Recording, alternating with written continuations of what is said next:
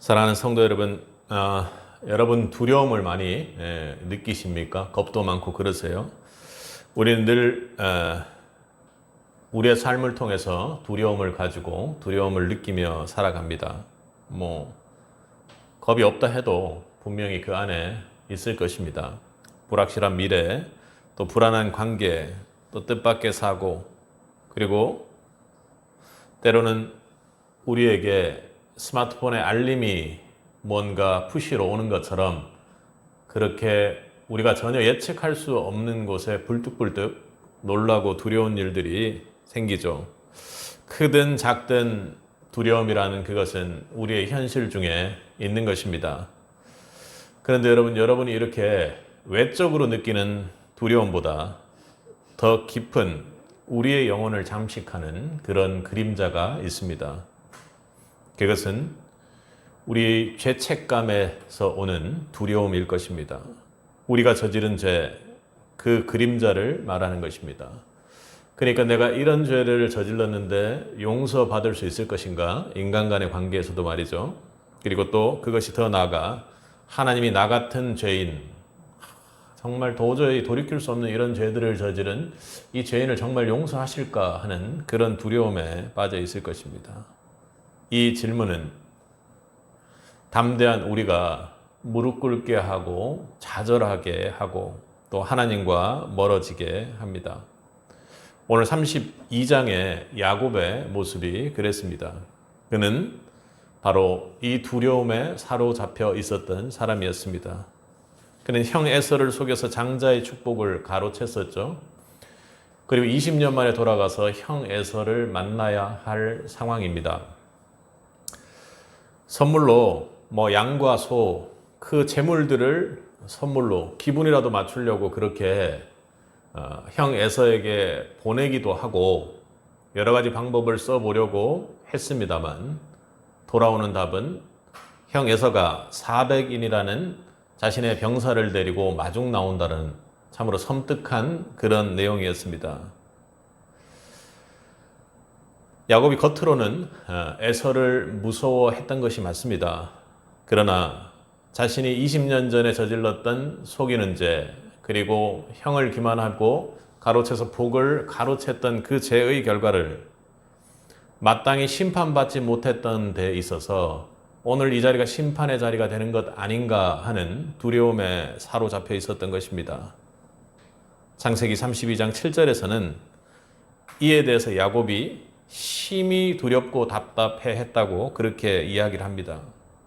스스로 초래한 이 죄의 절망, 어떤 인간적인 꾀로도 벗어날 수가 없었습니다. 이처럼 죄로 인한 두려움은 우리 마음 깊은 곳에 우리의 평안을 빼앗고 또 하나님으로부터 멀어지게 하며 죄의 어리석음으로 사람들과의 관계에서는 사랑하는 것이 아니라 다투게 되고 싸우게 되고 더욱더 죄의 쾌락을 즐기는 쪽으로 정말 죄인 중에 죄인의 길로 그렇게 가게 됩니다.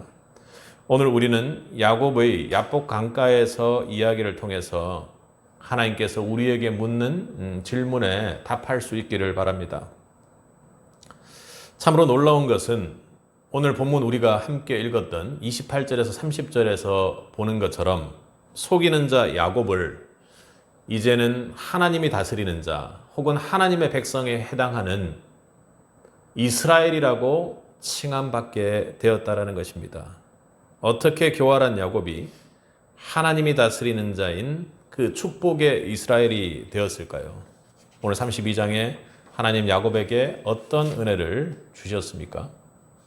함께 살펴보면서 야곱 같은 인생인 우리가 이스라엘로 변화되는 축복이 있기를 바랍니다. 여러분은 그런 경험 있으세요? 내가 싸울 힘도 없고 싸울 능력도 없는데 누군가 알고 봤더니 먼저 나가서 나를 위해서 내 편이 돼서 싸워주는 겁니다. 그럼 여러분 어때요? 그 사람 다른 사람들 없습니다. 살면서 그런 사람들 만나기가 정말로 힘들죠. 내일보다 더 내일처럼 내 어려움을 처리해 주는 사람. 그런 사람들이 우리 인생 중에는 아마 만난 가족들이 아닌가 그렇게 생각을 합니다. 그리고 그 싸움이 나의 목숨을 건, 만약 생명을 건 영적 전쟁이었다면, 나의 영원한 생명을 위해 누군가 나를 위해 싸워주고 있다면 여러분 그럼 어떠겠습니까? 그건 이 땅에서는 여러분에게 교회가 될 것이고 함께 기도해주는 한 교회의 지체들이 될 것입니다. 참으로 놀라운 간격이 밀려올 것입니다. 이걸 우리는 선제적인 사랑, 하나님께서 우리에게 주시는 사랑 중에서 선제적인 사랑에 대한 닮음이라 이렇게 생각을 합니다. 오늘 본문에서 야곱은 속이는 자라는 이름 뜻 그대로 살았습니다. 형을 속였고 그 죄의 대가가 20년 만에 에서라는 모습으로 돌아옵니다. 야곱 그는 분명 죄인이죠. 죄로 얼룩져서 20년의 시기를 또 속고 속이고 죄의 역사 속에 결국에는 자신의 그 죄의 결과들을 보게 되는 그런 시간을 보냈습니다. 그는 자신의 모습 때문에 사실 하나님께 도와달라고 어떻게 때를 쓸 입장도 안 되는 사람이죠. 공의로운 하나님이라면 마땅히 그에게 갖다 심판을 내리는 것이 맞고 그는 심판받아 마땅한 사람이었습니다. 그런데 참으로 놀랍게도 오늘 성경은 그렇게 기록을 합니다. 야곱이 두려움에 사로잡혀 있기도 전, 에서에 대한 두려움이 생각나기도 전, 그리고 에서에 대한 대책을 마련하기도 전에 32장 처음 시작하는 초입에 먼저 하나님께서 먼저 나서서 그 일을 하고 있다는 것을 알게 합니다. 우리 1절, 2절을 한번 읽어보겠습니다. 야곱이 길을 가는데, 32장 1절입니다. 야곱이 길을 가는데 하나님의 사자들이 그를 만난지라. 야곱이 그들을 볼 때 이르기를 이는 하나님의 군대라 하고 그 땅 이름을 마하나임이라 하였더라. 아멘. 하나님의 사자들이 먼저 야곱을 찾아 만났습니다. 어떤 에서와 대치되는 그 두려움의 감정이 있기 전에 말이죠. 야곱은 먼저 어디에도 하나님의 사자를 구하지 않았음에도 불구하고 그의 죄된 모습을 다 아시면서 하나님께서는 당신의 군대를 먼저 보내서 그를 애워싸게 했습니다. 마하나임, 히브리어로 두 진영, 두 군대를 뜻합니다. 이것은 단순한 지명의 이름만은 아닌 것이죠. 야곱의 작은 무리를 둘러싼 하나님의 영적 군대가 보이지 않는 곳에서 이미 야곱을 위해 진을 치고 영적인 전투를 이미 시작하고 있었다는 것입니다. 하나의 군대, 한 사람도 아니고 두 개의 진영, 아까디를 완전히 에워싸고 한 사람은 보호하고 한 군대는 보호하고 한 군대는 나가 직접적으로 싸울 수 있는 그런 군대를 보내준 겁니다. 우리 요즘 공부하는 열왕기하에서처럼 마치 엘리야사가 불말과 불병거를 가지고 있는 것처럼 말이죠. 야곱은 자신이 홀로가 아님을 하나님의 강력한 보호 아래 있다라는 마하나임의 은혜를 고백하기 시작했습니다. 그는 9절부터 12절까지 처음에는 그렇게 선물도 보내보고 분위기를 싹 한번 보는 그런 인간적인 모습을 했지만 9절부터 12절까지를 보면 내 조부 아브라함의 하나님, 이삭의 하나님 여호와여 죽기 전에 내가 명하기를 그렇게 돌아가라 하셨고 내게 은혜를 주겠다고 말씀하셨나이다 하고 하나님이 약속했던 말씀이 하나님이 베풀었던 은혜가 그렇게 생각나서 그 은혜에 기대어 기도하기 시작한 참 놀라운 모습입니다. 이것은 야곱의 자격이나 공로와는 상관없습니다. 하나님께서 그냥 먼저 와서 그렇게 일하고 싸우고 계셨다라는 것입니다. 오직 야곱을 향한 하나님의 놀라운 사랑과 그리고 하나님께서 직접 약속하신 언약에 대한 신실함 때문에 먼저 야곱에게 와 주시는 하나님의 은혜인 것입니다. 은혜는 받을 자격이 없는 자에게 부어지는 것이지만 그렇다고 그것이 줄 듯 말 듯 밀고 당기는 것이 아니라 그냥 먼저 폭포수처럼 은혜를 하나님이 작정하시고 부어주시는 것입니다. 싸워줄 이유가 전혀 없는 우리를 위해서 하나님은 먼저 우리에게 손을 내미시고 그렇게 우리에게 다가오셨습니다. 이것이 바로 죄인된 야곱에게 부어진 첫 번째 이스라엘 은혜의 모습이었습니다. 성경 속에서 하나님은 이렇게 이스라엘의 은혜를 일방적으로 주십니다. 원망하고 있는 출애굽의 백성들에게 구름 기둥과 불 기둥으로 인도하시고 만나와 메추라기를 주셨죠. 특별히 홍해 사건은 그들이 출발할 때의 그 홍해 사건은 참으로 극적인 장면이었습니다. 바로 뒤에 전차 부대가 와서 곧 죽게 생겼습니다. 사람들의 원망과 절망과 두려움은 거의 극에 달했을 것입니다. 그때 어떤 일이 일어났습니까? 모세는 사람들에게 원망하고 두려움에 떠는 사람들에게 이렇게 이야기를 합니다. 너희들은 가만히 있어서 하나님께서 우리에게 무슨 일을 하는지를 보라고 합니다. 아무것도 하지 말고 잠잠히 하나님의 구원을 바라보라고 하죠. 거기에는 먼저 싸우시는 하나님에 대한 아주 신실한 신뢰가 있었던 것입니다.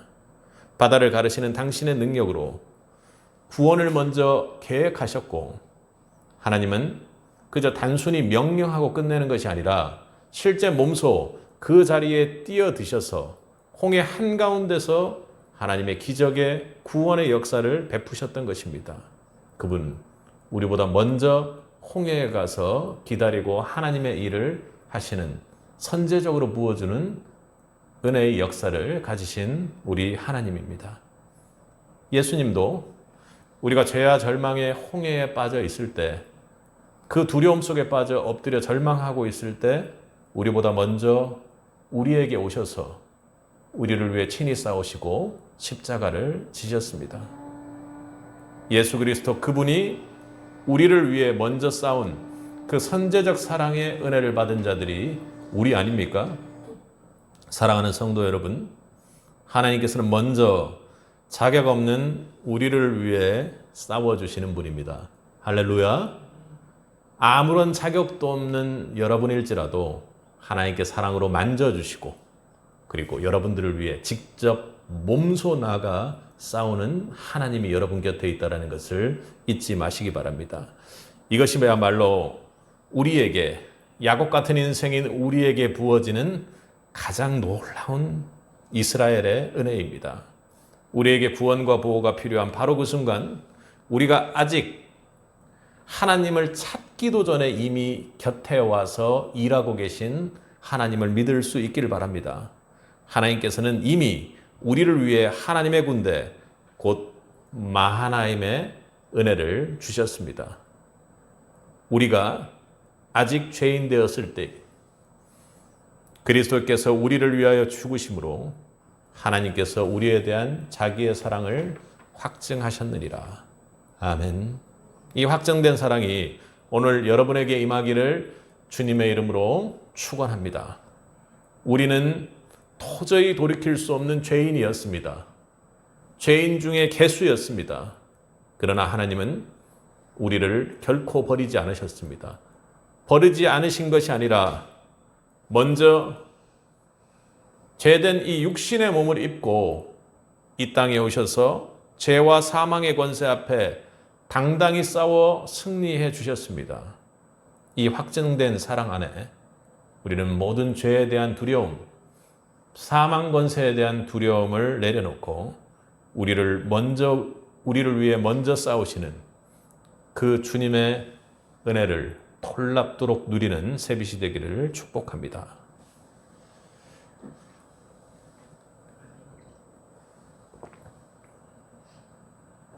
여러분, 야곱은 어떻게 속이는 자에서 이스라엘의 은혜를 받는 그런 자가 되었습니까? 우리가 하나님 앞에서 가장 하나님께서 우리를 가만히 안 놔두시고 하나님 길대로 강력하게 이끄시거나 끌고 와서 훈련을 시켜서라도 그 길로 데려다 놓을 때가 여러분 언제라고 생각합니까? 그럼 바로 우리가 교만할 때 아닌가요? 교만할 때만 좀 멀 수 있으니까 나는 해낼 수 있다. 나는 지금 충분히 괜찮다. 내게는 아직 방법이 있다. 내가 한번 이 방법대로 해봐야겠다고 착각할 때일 것입니다. 하나님은 그런 우리를 그대로 놔두지 않으시고요. 어떻게 해서든지 훈련을 시키십니다. 우리의 자아는 마치 단단한 껍질처럼 우리를 감싸고 있어서 하나님의 절대적인 주권 앞에 온전히 굴복하지 못하게 합니다. 그런데 하나님께서는 이 교만한 그 껍질을 깨뜨리시고 우리의 인간적인 지혜와 능력이 얼마나 무기력한 것인지 한계가 있는 것인지를 철저히 깨닫게 하십니다. 그리고요, 그걸 깨달을 때 돌아오는 우리를 은혜로 품어주시는 하나님입니다. 여러분, 이 깨달음이야말로 영적 성숙을 위해 성도라면 반드시 거쳐야 될 신앙의 첫 단추이다. 참된 평안으로 나아가는 문이 됩니다. 여러분, 하나님이 그냥 그런 훈련이나 어려움 없이 그냥 좋은 길로만 인도해 주시면 될 텐데 하는 그런 생각을 할 것입니다. 여러분 자식 키울 때 물론 좋은 길로만 인도하고 싶다라는 마음이 있지만요. 자식이 잘못된 길을 갈 때 결코 그래 너 좋을 대로 해라 이렇게 놓는 부모는 없을 것입니다. 하나님께서는 마하나임의 군대를 보내 야곱을 먼저 보호하셨습니다. 그리고 야곱도 또 조상의 하나님까지 다 끌어붙이면서 그렇게 간절하게 기도를 했지만 좀처럼 그 야곱의 두려움은 사라지지가 않았습니다. 에서가 400명의 군대를 이끌고 온다는 소식을 그는 들었죠. 6절을 보니까 그래요. 사자를 보내서 그러니까 자신의 하인들을 보내가지고 하나님의 선물을 받기를 원한다고 그렇게 아주 좋은 프로포즈를 했음에도 불구하고 굳이 형이 400명의 군사를 거느리고 나에게 왜 올까 하는 그런 두려움이 있었던 것 같습니다. 그래서 7절에서 아까 봤던 것처럼 심히 두렵고 답답한 상태가 되었다고 고백을 하죠. 여러분, 이 고백은 에서가 400명의 군사를 끌고 와서 두려워하는 외적인 두려움 같지만 실체적인 것은 자신의 죄된 삶의 과거의 자신이 저질렀던 죄에 대한 두려움에서 시작됐던 것이죠. 그러니까 내면 깊숙이 20년간 도망자 인생으로 있으면서 내면 깊숙이 결코 지우고 싶어도 지울 수 없었던 자신의 그 20년 전 저질렀던 죄에 대한 내면 속에 깊은 죄책감이 있었던 것이죠. 야곱은 살기 위해 여러 가지 방법을 동원합니다. 창세기 32장에서 상당한 비중으로 13절에서 약 한 20절 초반까지 21절 정도까지 계속해서 선물을 보내고 이렇게도 보내보고 저렇게도 보내보고 그리고 다 먼저 겁이 나서 그렇게 보내봅니다. 자신의 경험, 재물 그리고 협상 능력 자기 의의 성벽 뒤에서 숨어서 그는 이 영적인 위기를 벗어나기에 필사적으로 애를 쓰고 노력을 합니다. 그러나 성경의 야곱의 이 모든 노력에도 불구하고 여전히 그 깊은 내면 속에 있었던 죄에 대한 두려움은 결코 벗어날 수 없음을 보여줍니다. 평안하지 못했죠. 결국 밤이 찾아오고 야곱은 모든 것을 먼저 보내고 홀로 남겨집니다. 22절을 보면 밤에 일어나 두 아내와 두 여종과 11아들을 인도하여 약봉 나루를 건널세 그들을 인도하여 시내를 건너게 하고 그의 소유도 모두 건너게 했습니다. 그리고 24절에서 뭐라고 얘기합니까? 함께 읽어보겠습니다. 야곱은 홀로 남았더니 어떤 사람이 날이 새도록 야곱과 씨름하더라. 이 홀로 남겨진 상황.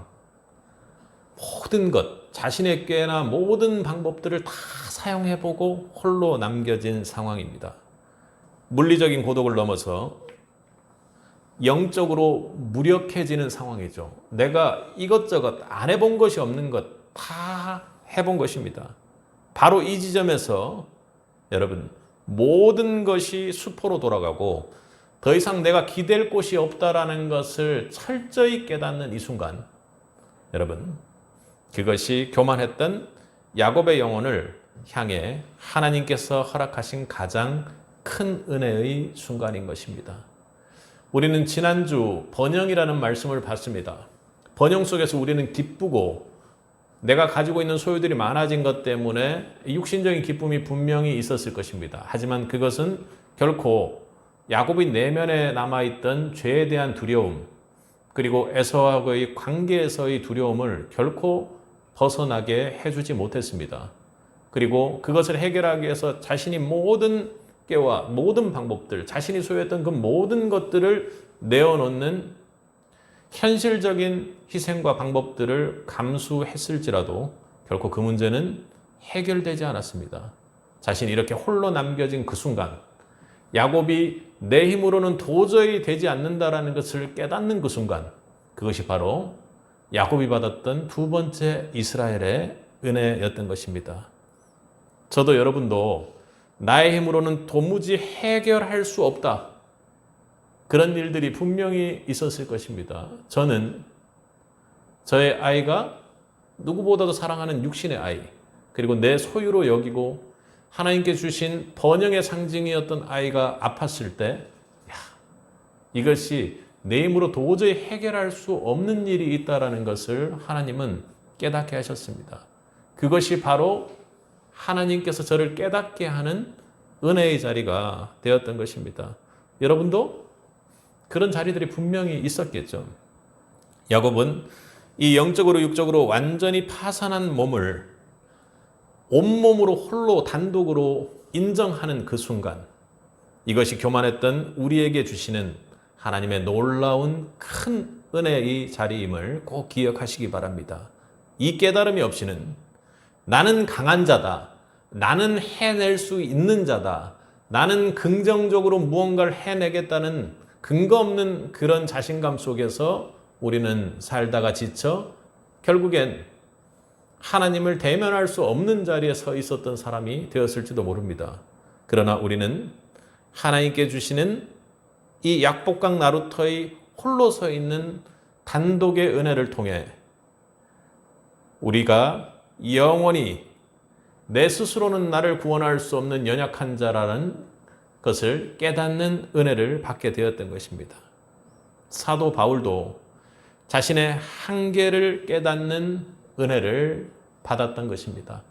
약복강 나루터에 그 단독으로 서는 하나님과의 만나는 은혜를 받았던 것이죠.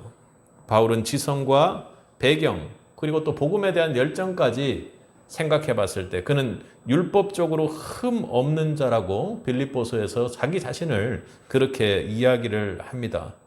그런데 그에게도 참으로 해도 잘 안 되는, 해결되지 않는 기도거리가 있었는데 바로 육체의 가시라고 그렇게 얘기를 하죠. 그렇게 육체의 가시에 대해서 간절하게 그렇게 기도했음에도 불구하고 하나님은 그것을 훈련의 자리로, 하나님을 단독으로 만나는 자리로 사용하셔서 내 은혜로 족하다. 지금 현재 그 상태가 분명히 너에게는 어려움이 있을지라도 그것이 나와 함께 하는 데는 전혀 부족함이 없다. 그때 바울이 고백하기를, 그렇구나. 나라는 존재가 이렇게 부족하고 연약한 존재고 내가 정말로 나답고 나처럼 사는 이유는 나의 나된 것은 오로지 하나님의 은혜라고 그렇게 고백하는 것입니다. 바울도 육체의 가시를 통해 모든 것이 부족한 것이 없고 정말 잘나디 잘난 사람이 육체의 가시를 통해 도저히 이루어지지 않고 해결되지 않고 능력으로도 해결되지 않는 그 상황을 보고 깨닫게 되었던 것이죠. 그것이 바로 하나님께서 주셨던 두 번째 이스라엘의 은혜, 야복강 나루토에 홀로 남겨진 야곱에게 주셨던 은혜였던 것입니다. 사랑하는 성도 여러분, 때로는 우리의 삶에 감당하기 힘든 고난과 역경, 나의 모든 꾀가 통하지 않는 절박한 상황이 찾아올 때가 있습니다. 참으로 어렵겠죠.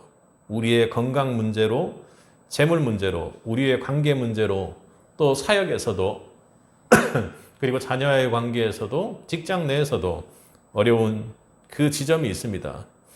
나의 한계에 부딪히는 순간이 있다라는 것이죠. 우리의 모든 능력이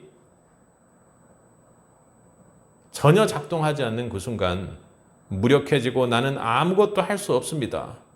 오직 하나님만이 할 수 있습니다. 라는 고백이 나올 수밖에 없는 바로 그 자리 말인 것이죠. 여러분, 어려운 그 지점이 분명히 있죠. 그런데 그 지점이 하나님께 주셨던 이스라엘의 야곱에게 주셨던 두 번째 은혜의 자리라는 것을 꼭 기억할 수 있길 바랍니다. 나는 아무것도 할 수 없습니다.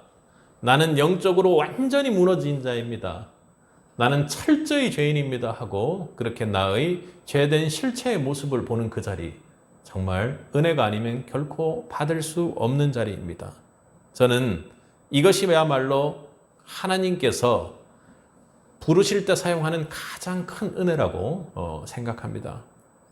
성도님들도 잘 아시겠지만 인생을 살아보고 또 인생을 저보다 많이 사신 분들도 계시기 때문에 잘 아시겠지만 우리가 나이 든다는 것을 참 어렵고 힘들게 생각하죠. 그런데 저는 반대로 우리 인생 중에 나이를 들어간다는 것이 바로 성화의 과정이라고 생각합니다. 나이를 드는 것만으로도요, 하나님이 점점 우리를 훈련하고 있는 과정이라는 것입니다. 젊은 시절에는 패기와 열정으로 내가 할 수 있다를 외치며 나의 힘을 과신하지만 삶의 희로애락을 겪고 세월의 흐름 속에 우리는 내가 얼마나 연약한 존재이고 허점투성이인지를 깨닫게 됩니다. 내가 할 수 있는 것이 아무것도 없구나라는 이 깨달음, 이거야말로 교만한 자아를 내려놓고 그 교만한 자아를 내려놓아야 내가 도저히 내 힘으로는 할 수 없는 사람이구나 하는 걸 깨달아야 우리는 하나님 앞에 조금이라도 더 나아갈 수 있는 것이죠. 겸손히 그렇게 하나님 앞에 설 수 있도록 상황을 그렇게 끌고 가시는 하나님의 은혜가 작용한 것입니다. 나이 들어서 슬퍼하는 사람들이 있습니다. 내 나이가 들어감에 따라 과거의 나를 붙잡고 힘들어하시는 분들이 있습니다. 그것은 여전히 교만한 자아를 내려놓지 못하고 있기 때문입니다. 우리가 나이를 들어간다는 것은 하나님께서 내 힘으로 할 수 있는 것이 정말로 없구나 하는 것을 조금씩 깨닫게 해주기 때문에 우리가 인격적으로 성숙할 수 있고 정말로 나라는 존재가 한계가 있는 존재구나 하는 것을 깨닫게 하는 그 은혜를 깊이 경험하는 통로가 되는 것입니다. 우리는 나의 모든 것이 하나님 은혜 없이는 아무것도 아님을 철저히 깨달아 교만한 인간이 하나님 앞에 엎드리는 겸손한 인간으로 바뀌어가는 것, 그것이 우리 인생 중에, 성도 인생 중에 나이 들어가는 것이고, 나이 들어가는 것 이퀄 성화의 과정이 되는 것이 하나님께서 주시는 큰 은혜라고 생각합니다. 야고보서에서는 그렇게 말씀합니다. 나이가 들어가는데도 점점 더 교만해지는 사람이 있습니까? 야고보서 4장 6절에서는 하나님이 교만한 자를 물리치시고 겸손한 자에게 은혜를 주신다. 아멘. 분명히 그렇게 말씀하십니다. 나의 행가를 깨닫고 교만한 자를 내려놓을 수 있는 자리, 그 자리가 복받는 자리고 하나님의 은혜 받는 자리임을 기억하시기 바랍니다. 우리는 하나님의 풍성한 은혜가 부어지는 참된 겸손의 자리로 나아갈 수 있다는 것이 얼마나 큰 은혜인지 모릅니다. 이 은혜를 통해 오직 주님만을 의지하는 겸손함으로 우리의 영혼을 붙드시고 우리 영혼을 통해 새로운 창조의 영역으로 나아가는 하나님을 붙잡을 수 있기를 주님의 이름으로 축복합니다. 아멘.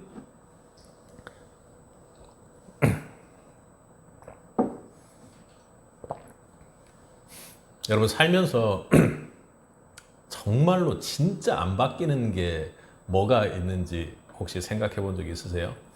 예수님 믿고 우리 성도님들은 좀 많이 바뀌셨나요? 비포 애프터가 확실히 바뀌었어요?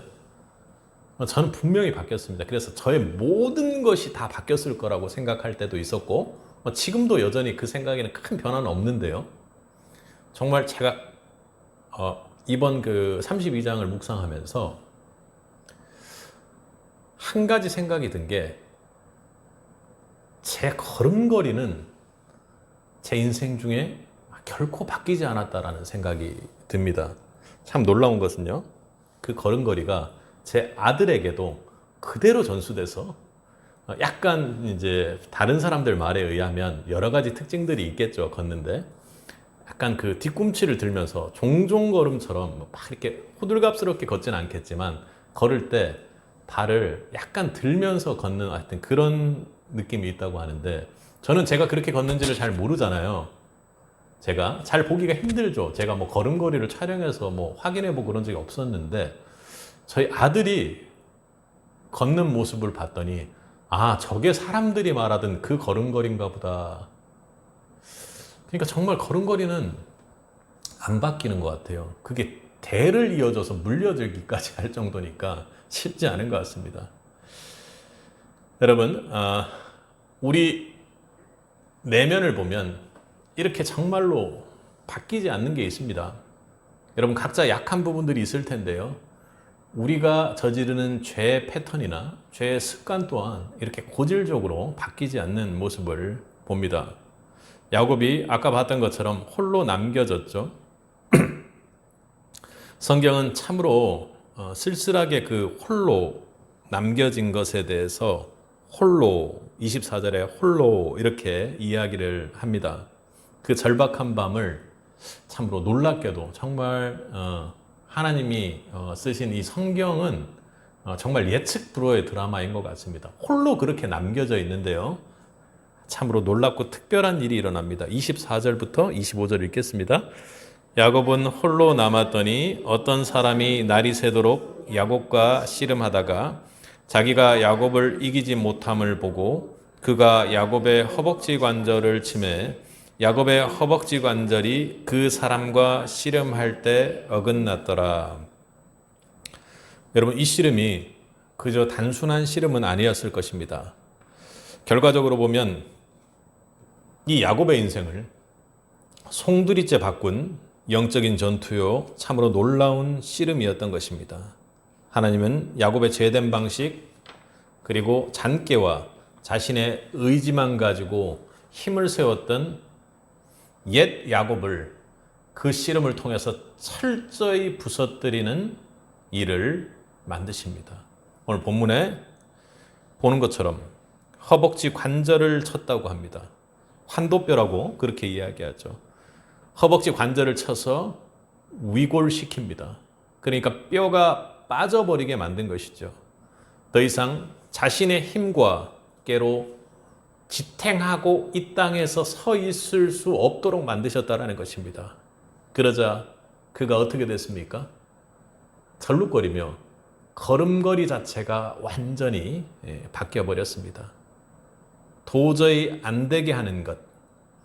아까 저도 그랬잖아요. 걸음걸이가 그렇게 대를 거쳐서 결코 안 변하는데 하나님이 환도뼈를 쳐서 걸음걸이를 바꿨다는 것 자체가 그의 존재 자체, 결코 사람이 결코 바꿀 수 없는 그것을 하나님께서 바꿨다는 예표로 강권적인 역사로 그렇게 하나님께서 하셨던 것입니다.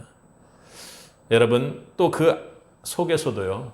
야곱이 하나님께 축복받을 수밖에 없는 존재라는 걸 느껴지는 것이 야곱은 포기하지 않고 하나님을 붙들었습니다. 그냥 이 위골되는 그 상황이 얼마나 아팠겠습니까? 얼마나 힘들었겠습니까? 그런데요.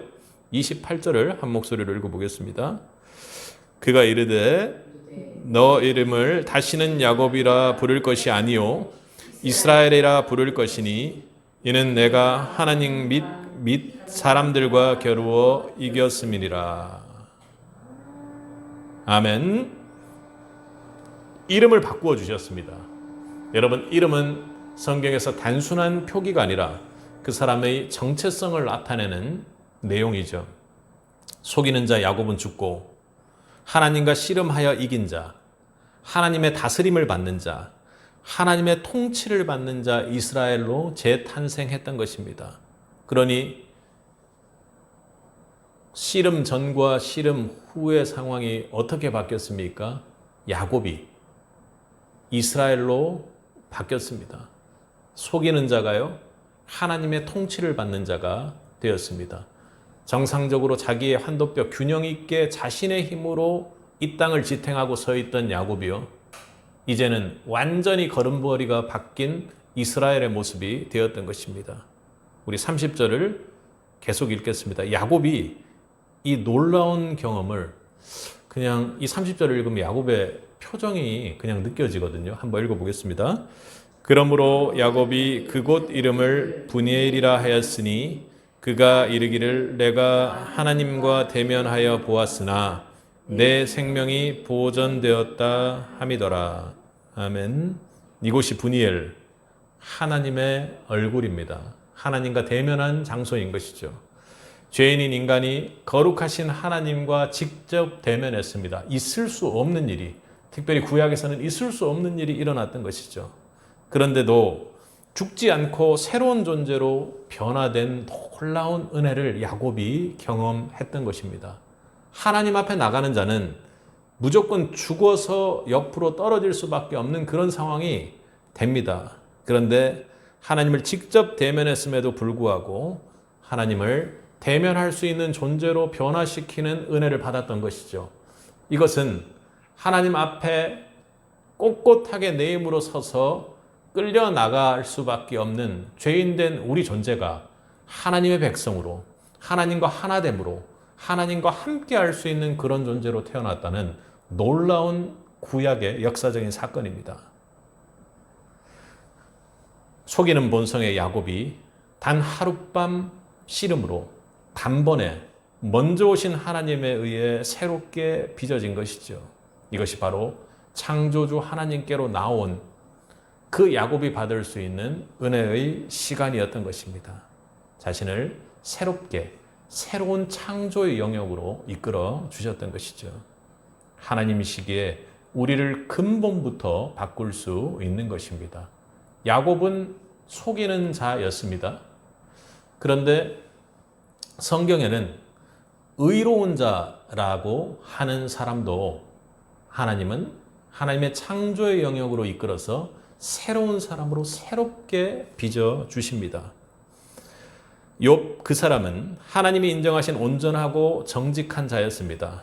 그런데 그 역시 자신이 옳다고 믿었던 생각의 틀 속에서 자신이 고난을 받을 때 하나님 앞에 왜냐고 절규했고 하나님을 비난하는 자로, 하나님을 트집받아서 따지는 자로 그렇게 하나님께서는 말씀하고 있습니다. 그때 하나님 폭풍우 가운데서 쭉 이야기를 시작하시죠. 내가 땅에 기초를 놓을 때 너가 어디에 있었느냐. 참으로 어려운 말씀이 될 수 있겠지만 그렇게 속이고 하는 그 가운데서 내가 왜 고통을 받아야 되는데 하고 절규하는 그 욥을 향해서 하나님은 나는 전능한 창조주 하나님이라고 이야기하는 것입니다. 그리고 나의 영역으로 나와서 네가 새롭게 새로운 사람으로 빚어지라는 하나님의 놀라운 새 창조의 은혜가 욥에게도 임했습니다. 마치 야곱의 환도뼈가 위골되듯 욥은 내가 창조의 영역 안에 있을 때 너는 대체 무엇을 했냐 하는 하나님의 질문 앞에서 옛자, 즉 자신이 의로운 사람이라는 그 견고한 틀은 산산이 부서지는 것입니다. 속이는 자든 온전한 자든 자신의 옛 틀로는 창조주 하나님을 결코 우리가 담을 수 없고 창조주 하나님 앞에 통치받을 수 없는 하나님의 백성이 될 수가 없는 것입니다. 바로 그때 하나님은 야곱의 환도뼈를 치셨듯 욥의 견고한 틀을 그렇게 창조의 영역으로 나오라는 주문 앞에 깨 나가셨던 것입니다. 그랬더니 욥이 어떻게 고백을 했죠? 내가 주께 대하여 귀로만 듣기만 하였사오나 이제는 눈으로 주를 배옵나이다 하고 그렇게 고백을 합니다. 지금 야곱이 브니엘에서 했던 고백을 욥 또한 그대로 하고 있다는 것입니다.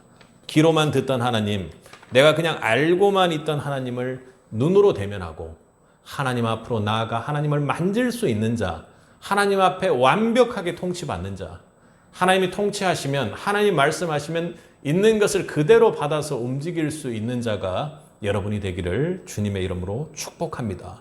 야곱은 그렇게 하나님과 씨름하며 거기에서 하나님을 대면하며 하나님을 만질 수 있는 자로 하나님께서 나를 통치하시는구나 하고 자신의 옛자 야곱이 완전히 깨어지고 하나님 앞에 이스라엘로 다시 살아나갈 수가 있게 되었던 것입니다. 사랑하는 성도 여러분, 야곱이 그랬듯 하나님이 아무리 옆에서 축복을 주고 하나님이 이끌고 해도 도저히 바뀌지 않았던 야곱이, 그리고 절망하게 만들었던, 그를 두렵게 만들었던 야곱 안에는 죄의 패턴, 자신의 옛 틀을 결코 깨지 못하는 것들이 있었습니다. 우리의 힘으로는 그것을 결코 깰 수가 없습니다. 하나님께서 먼저 나와 싸워주시고, 그리고 또 내 안에 하나님께서 성령으로 깨닫게 하셔서 하나님 앞에 나아가 대면하는 은혜, 하나님 앞으로 철저히 자신의 죄를 회개하고 나아갈 수 있는 은혜를 하나님께서 허락해 주셨던 것입니다. 사랑하는 성도 여러분, 여러분에게도 분명 두려운 야복감에 홀로 남겨진 밤이 있었을 것입니다. 그랬기에, 그래서 하나님을 대면하고 만질 수 있는 브니엘의 은혜를 여러분들이 받았기에 여기에 이 자리에 있다고 믿습니다. 하나님은 여러분을 새롭게 빚는 새 창조의 은혜를 부어주셨던 것이죠. 여러분, 그런 은혜를 받은 자가 맞습니까? 절대로 바뀔 것 같지 않던 내가 하나님 앞에 점점 그렇게 예수님을 좀 닮은 모습으로, 아니 그거 아니더라도 여러분들이 나는 되지 않는 존재구나, 하나님께 통치받을 수밖에 없는 존재구나 하는 것을 깨닫는 것만으로도 여러분이 점점 자라나고 성숙하고 성도로서 변화되고 있다는 것입니다. 그런데 지금 브니엘에서 말하는 은혜는요, 그것이 아니라 단번에 하나님께서 환도뼈를 치심으로 완전히 새로운 존재로 하나님께서 일시에 단번에 바꾸어 주신 은혜를 여러분들이 받았다라는 것입니다. 누구든지 그리스도 안에 있으면 새로운 피조물이라. 이전 것은 지나갔으니 보라 새 것이 되었도다. 아멘.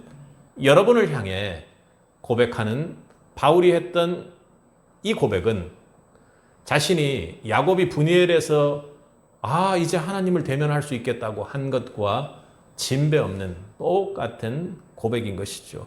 욥이 했던 그 고백이, 야곱이 했던 그 고백이, 그리고 바울이 주님을 만나고 했던 그 고백이 그들에게만 있는 것은 아닙니다. 바로 오늘 이 자리에 있는 여러분에게도 그런 고백이 있기를 축복합니다. 사랑하는 성도 여러분, 결코 이것은 과거의 성경 속에만 있는 이야기가 아니라는 것이죠. 우리가 가지고 있던 죄책에 대한 아주 깊은 무력감을 우리는 오직 예수 그리스도 한 분만으로 해결할 수 있다라는 그런 믿음을 가진 자가 세빛인 줄 믿습니다. 사랑하는 성도 여러분, 여러분에게도 야복강가가 있습니까? 지금은 여러분 앞에, 여러분 안에, 그리고 여러분 기도 중에 만나는 십자가가 바로 여러분의 약복강의 은혜의 나루터가 될 줄 믿습니다. 야곱이 밤새 씨름했듯 우리의 모든 죄책감의 짐, 영원한 심판의 무게, 그 모든 어둠과 절망, 그 모든 것을 누가 짊어지셨습니까? 바로 예수 그리스도 그분 한 분입니다. 예수님은 야곱을 만나주신 하나님이 바로 육신의 몸을 입고 이 땅에 오신 그분이었습니다. 당신의 생명을 내어주어 십자가에서 우리의 환도뼈를 완전히 바꾸어 주셨습니다. 죄를 십자가에서 완전히 끊어내 주셨던 분이죠. 이 십자가 위에서 주님께서는 우리 하나님이 창세 이전부터 우리를 향해 어떠한 사랑으로 우리의 구원을 계획하고 있는지를 선제적으로 보여주셨습니다. 아무도 주님을 알아보지 못하는 그곳에 그분께서는 먼저 오셔서 우리를 위해 십자가의 달림으로 우리를 향한 그 사랑을 보여주셨습니다. 우리가 그 십자가 앞에 설 때 또 우리는 우리가 얼마나 죄인인지를 철저히 깨닫습니다.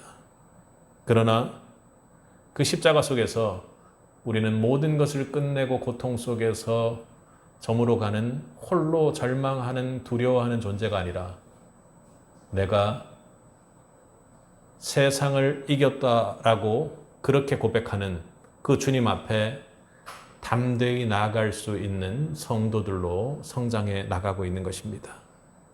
예수님의 십자가, 그것은 단번에 환도뼈를 후려쳐서 걸음걸이를 바꾼 야곱이 받은 분이엘의 은혜처럼 하나님께서 십자가를 통해 단 한 번에 우리의 모든 죄를 해결해 주셨습니다. 그 거룩한 자리에서 우리는 영원한 자유와 생명을 얻습니다. 할렐루야! 여러분, 그 십자가를 더욱 사모하시기 바랍니다.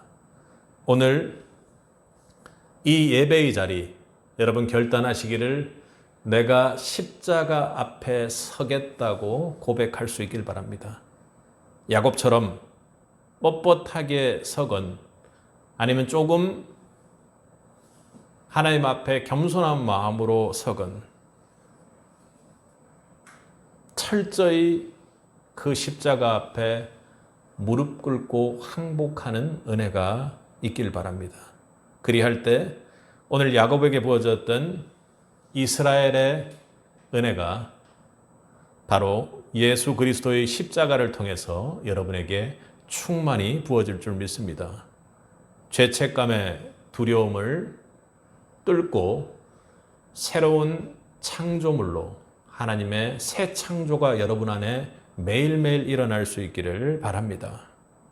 가장 놀라운 것은 거기에서 여러분이 구원의 간격을 회복할 때 새롭게 여러분을 통해서 하나님께서는 구원의 역사를 써 나가실 것입니다. 야복과 강가 십자가에서 만난 이스라엘의 영원한 생명의 은혜를 온 몸으로 온 영혼이 풍성히 누리는 새빛이 되기를 주님의 이름으로 축복합니다. 함께 기도하겠습니다.